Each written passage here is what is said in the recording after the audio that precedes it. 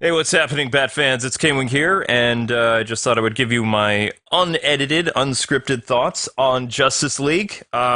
First off, love the film. I was kind of blown away by some aspects of it, and also a little by some parts of it, but I feel that the movie was fantastic, and as a DC fan, and as a Batman fan, especially as a Batman fan, there's some pretty awesome stuff in there. There's no scene like the warehouse, like Arkham style, but this is a Batman that has to fight parademons and space creatures and things like that. So, I mean, they really kept to the core human element of the character. He gets his butt kicked a couple times, but he still prevails. But it makes sense because he is the only human member on the team. In fact, even some members of the team poke fun at him for being the only guy without superpowers, which was kind of funny. And Batman just kind of shrugged it off like, what? Like, I could still take you. But it was just, it was pretty awesome.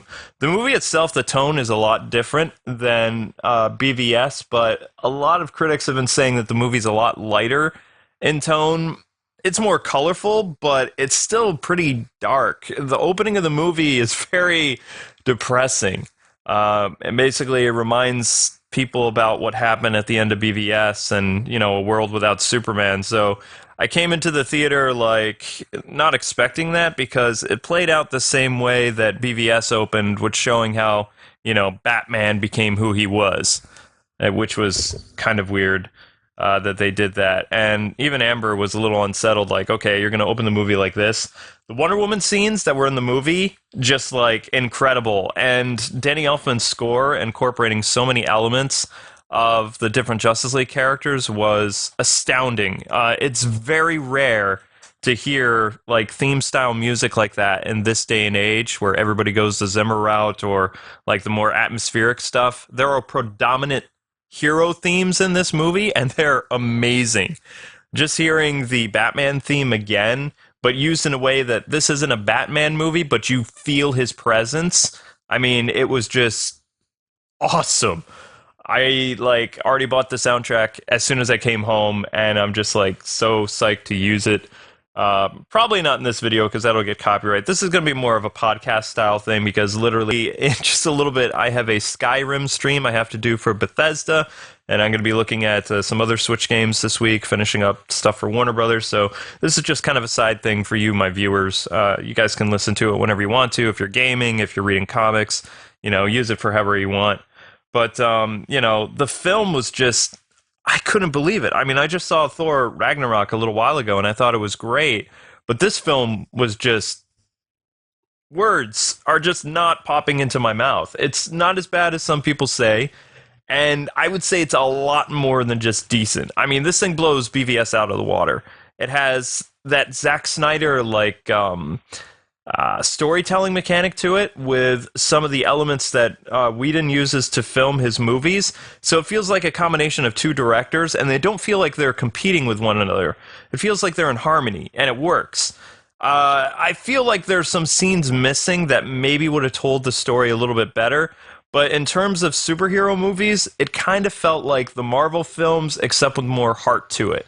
Like, it had a soul to the film. Marvel movies, there's Act 1, Act 2, Act 3, and the team struggles a little bit, and then they work together. This movie there wasn't so much of a tension between the team members. There was only one part where they kind of were disagreeing, but not really. They all realized that they needed to do this important thing in Act 2, and Act 2 was incredible. I don't want to spoil anything, but it was just holy crap. It was incredible.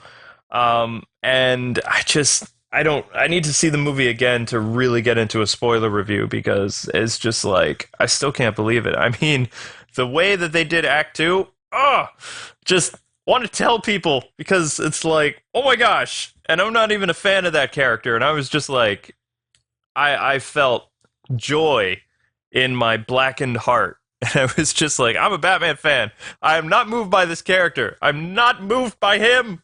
And then I got moved, and I was curse my emotions. But it was wonderful. It was so good. And for the Batman stuff, as the Bat expert that I am, was just so well done. Everything from the Gotham scenes to leading of the Justice League to doing his stoic thing, the tension between him and a Wonder Woman pairing was just Ben Affleck was Batman.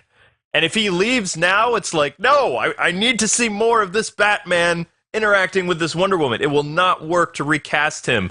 The chemistry that these two characters have will not work without Ben Affleck as Batman. If he dies off in the next movie, that's fine. But he still needs to come in, suit up, and do another one because he transforms the screen as Batman. And he didn't have a rocky start in BVS. He was a Batman that had lost all hope and just started going bat crazy.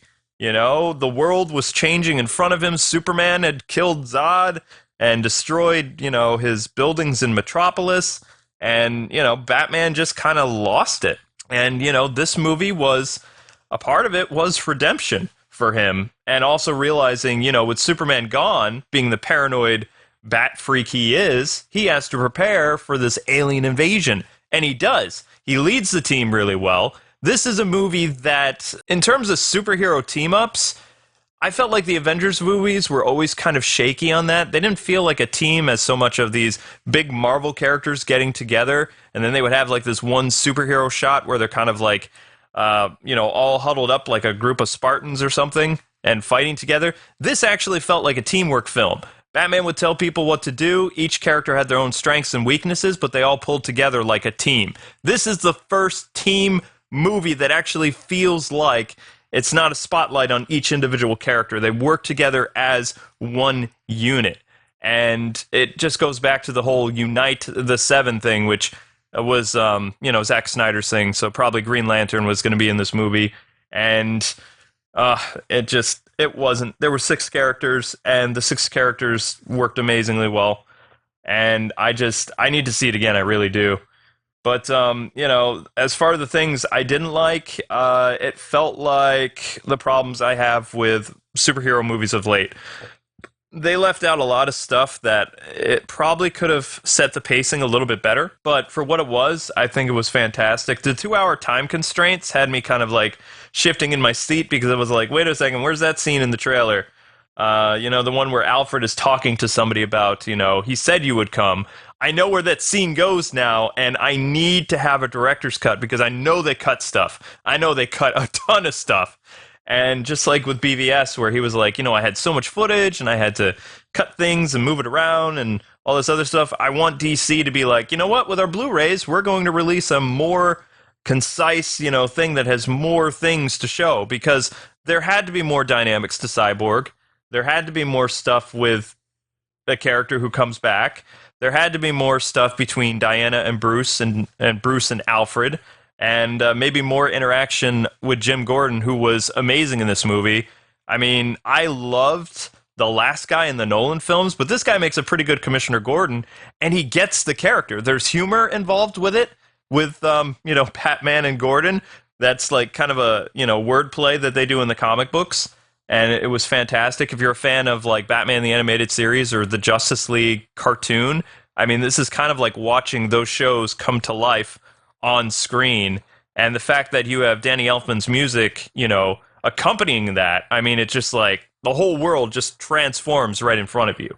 And, as someone who's very critical about things, I mean, I loved it. I would definitely go see the movie again if I could, but as we were leaving, there was a huge crowd coming, and I had kind of like a private showing. It was like one of the early showings before the big night stuff, so the theater was like very breathable for me. It wasn't packed, but it wasn't empty, whereas the people who were coming in for the evening showings, like there was a line, and it was just like, I don't like crowds, When I go to conventions and I do that thing, I'm in work mode. I'm in normal me mode, so I wasn't prepared for the lines of people. That bothers me. I mean, more power to them. Enjoy the movie, but I don't like crowds. In terms of characters that I really liked, Flash, it just felt like I wanted to see more of that character because he brought a human element to the movie. Like he was kind of scared, and he's just like the trailers say, he's not used to fighting.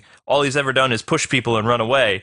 So I mean, the way that Batman was kind of coaching him a little bit, and trying to calm him down because he's seen a lot of combat, he's seen a lot of scary stuff, and Batman was even a little afraid, kind of, but not really, because he has 20 years experience and he's seen all kinds of crazy stuff in terms of like the evil of humanity. So I mean, he would just tell Barry, save one person, and just do your best, and then see how you feel with that. And as the movie went on, Barry got more and more confident in his abilities. And I felt like he was a character that got a lot of growth. He was this kind of skittish, afraid guy. And then by the end of the movie, he started to see himself as more heroic. Not necessarily like he was going to be out in the open more, but all the characters by the end of this movie are definitely letting the world know that they exist and they become comfortable with who they are. Cyborg was a character that I wanted to love. I thought the actor was great, but it felt like what they were doing with Victor, it was very New 52 like. So, being that I wasn't a fan of the New 52 storytelling, it wasn't my Cyborg. Now, the problem people had with Cyborg in the movie, saying how he's not really that great a character, I don't agree with, because he's supposed to be kind of not human anymore. Victor Stone, in the sense, is dead, and this character, which doesn't have a name, none of the heroes, by the way, have names except for Batman. Everybody else they just go by a first name basis, which is fine. Justice League is never mentioned. The only hero that is called by name is Batman, which makes sense because he's the only established hero really in this universe outside of Superman. But anyway, Cyborg, he was supposed to be the way he was because he was trying to learn to become human again.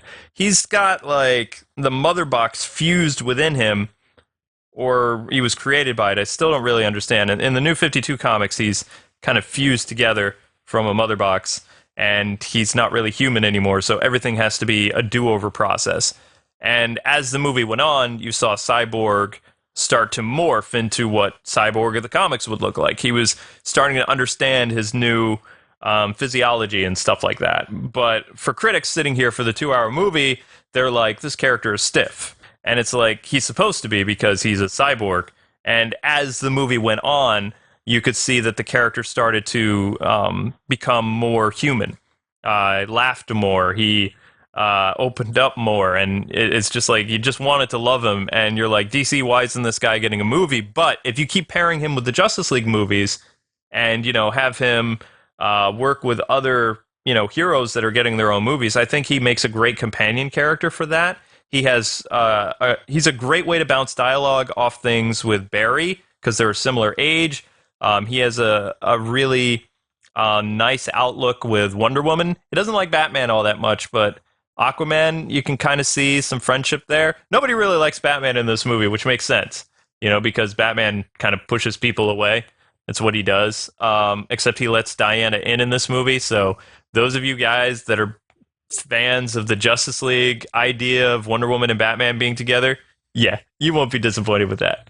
But that's the only thing that I'm going to hint at, because I love that. Amber and I were big fans of that in the Justice League, like the old cartoon show, and we were just like, it's going to happen, it's going to happen. They're teasing it, but no, it's just, I don't know. I had a lot of fun. And by the third act of the movie, like, I was just like, I knew it was going to end soon when the final battle was happening. And I was just like, no, I don't want this to be over. I don't want this to be over. It was kind of satisfying how it happened. And I can understand that they're trying to brighten up the universe, but it felt like it ended way too abruptly. Like, it was just like boom, boom, boom, boom, boom. And then, yeah, everything is just boom. And it felt like, okay, I want more. It left me thirsty. And I don't like feeling thirsty. Here's what the Justice League is. Now you have to wait until our next movie, whenever that's going to be, which is a much, much longer time. That's one of the things I like about Marvel films, is Marvel is concise with the timing, and DC likes to not push their films as much and work on them a lot. But it made me really interested to see more of Aquaman, because you get kind of a tease of what is going on with his background, and you see Miria, who is cool, but you don't really, it's like This movie felt like a sample of what's to come. Like how BVS was kind of like an introduction of the idea of Justice League. Justice League felt like it's kind of the introduction of what these other characters are. Whereas how the TV show did it very successfully, all these characters didn't know each other. They came together to save the world. Whereas this one, they went out and tried to recruit characters to get together to save the world. And I feel like when they just come in and like are thrust into this crazy, okay, we need to do this, and yeah, that's what made the TV show so interesting. But I mean, Batman and Superman were friends; they knew each other. So Batman didn't really like Superman, and in this movie, it felt like Batman felt so much remorse for his involvement in Superman's death that even though he was lashing out at other characters for what happened, you know, he didn't feel like a whole person again, which works with Bruce's character because Bruce doesn't really get what's going on, and it works. Like you actually can feel the character more. Which in BVS he was just like this big dude who was angry and wanted to be a killer, which Alfred was trying to steer him away from. And Alfred is kind of the unsung hero in this movie, to be honest. Like, he's fantastic.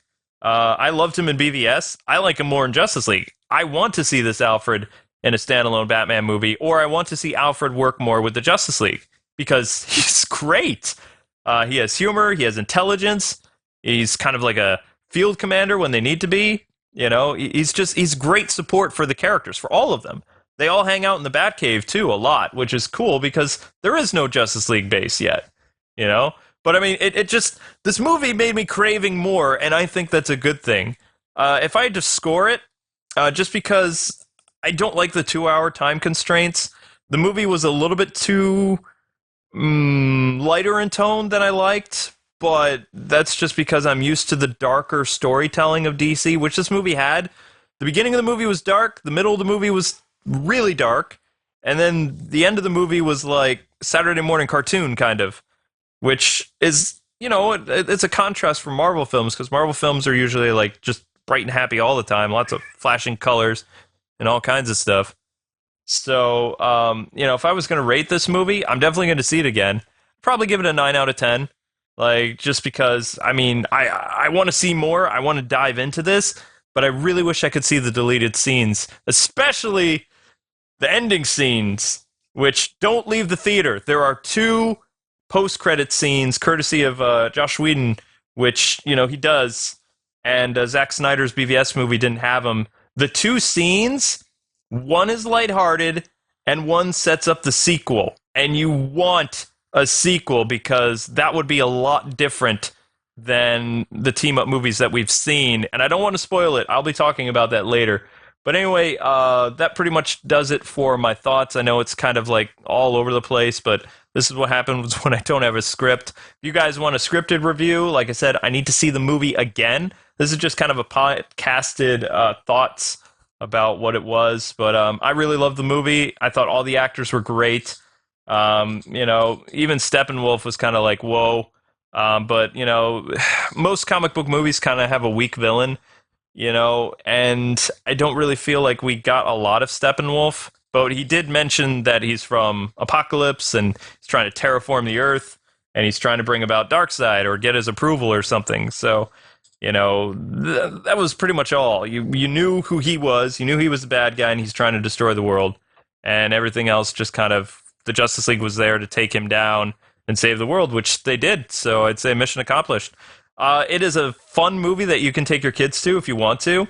There are some parts in the movie that have elements of BVS where there's like this really darkness to the film, but Barry Allen is kind of the light of it. So he's like in this dark world, but he brightens it up. And then by the end of the movie, just for parents, just so you're aware, the shift of emotions with the film goes from like very bleak and desolate, you know, like end of the world, to like just everything's going to be okay. Like there's a calm, there's a peace to it. Even the film process gets brighter. Like it doesn't feel like the Zack Snyder way of filmmaking, like with, you know, his style of lens shooting or whatever he does. There's more of a brightness to the film by the end, and there's a very bright future for the characters in this universe. But I'm not for recasting Ben Affleck. Not yet. I think he needs to do one more Justice League, and that's pretty much it. I could talk about the Batman aspect all day. That's what I do. But again, I got to run people. So I hope you've enjoyed this little thing. Take from it what you want. Again, if you want an actual review, I need to see the movie again. I need to talk to Warner Brothers about using some clips because there's a bunch of clips I could use that could really help hammer my point. But yeah, I hope you guys have a great one. Go see the film, support it. Whether you're a fan of Marvel or DC, this is a great superhero film. It's a great Batman film, really great Wonder Woman film, and I could just talk about it for a very, very long time, but I would need to break down each individual character, and I just don't have the time. I loved it. I want to see it again, and I'm going to. So, hope you guys have a good one. Thanks for listening, and take care.